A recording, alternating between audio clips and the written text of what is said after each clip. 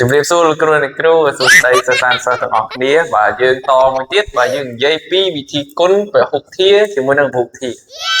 វីដេអូមុនយើងនិយាយគ្នាពីឯកធាជាមួយនឹងពហុធាបាទអញ្ចឹងនេះគឺពហុធាបាទពហុធារបស់យើងគឺអានេះបាទមាន2អានេះខាងនេះគឺទ្វេធាខាងនេះទ្វេធាដែរអញ្ចឹងយើងគុណធ្វើម៉េចបាទដើម្បីគុណពហុធាជាមួយនឹងពហុធាគឺយើងត្រូវយកតួនៃពហុធាទី1យកគុណជាមួយនឹងគ្រប់តួនៃពហុធាទី2អញ្ចឹងឥឡូវយើងមើលអានេះតួទី1នៃពហុធាទី1អានេះតួទី2នៃពហុធាទី1ដែរអញ្ចឹងពេលយើងគុណទី1យើងត្រូវយកបាទនេះតួទី1យើងយកគុណជាមួយនឹងអានេះម្ដងតបមកគុណជាមួយនឹងនេះម្ដងទៀតបាទអញ្ចឹងឥឡូវយើងសេសិនមកបាទចានេះ 3x គុណជាមួយនឹង x បានប៉ុន្មានគឺ 3x ការ៉េតមកទៀត 3x គុណជាមួយ1អញ្ចឹងយើងមើលសញ្ញានេះគឺសញ្ញាបូកអញ្ចឹងបូក 3x អាហ្នឹងអញ្ចឹងអស់ហើយណាយើងគុណគ្រប់តួអស់ហើយបន្ទាប់មកយើងយកអានេះម្ដងនេះតួទី2ហ្នឹងយកគុណជាមួយនេះម្ដងហើយអានេះមួយទៀត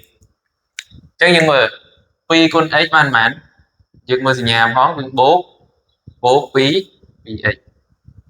2គុណនឹង1បូក 2តោះអញ្ចឹងយើងស៊ីសងមកបានអីអញ្ចឹងអានេះ 3x ការ៉េនេះ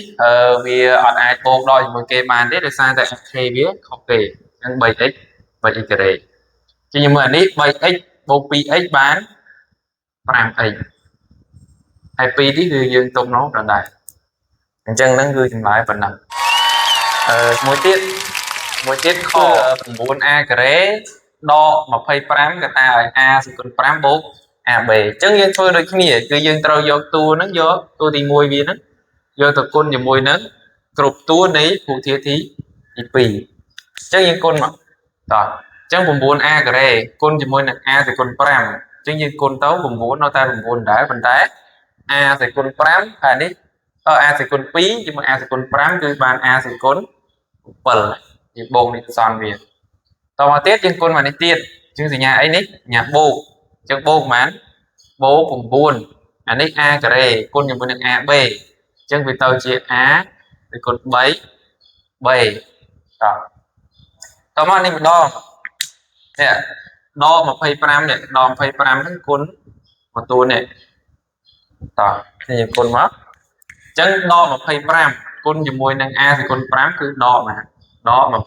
25 a សេគុណ5ទៀតតទៀតដក25គុណជាមួយនឹងបូក ab អញ្ចឹងចេញដកទៀតដកអីគេ 25a ab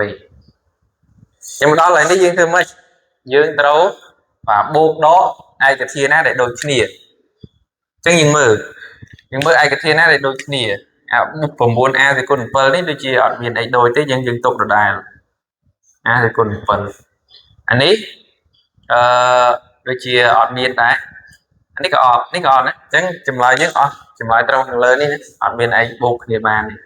តោះអញ្ចឹងចម្លើយយើងអស់ប៉ុណ្ណឹងតោះជួបគ្នាវីដេអូក្រោយ